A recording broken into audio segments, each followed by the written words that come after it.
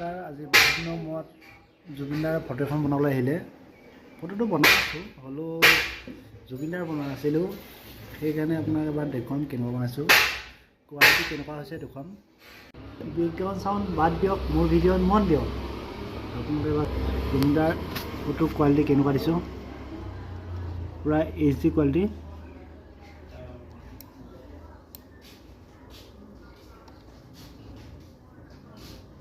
Print কৰা হৈ গ'ল।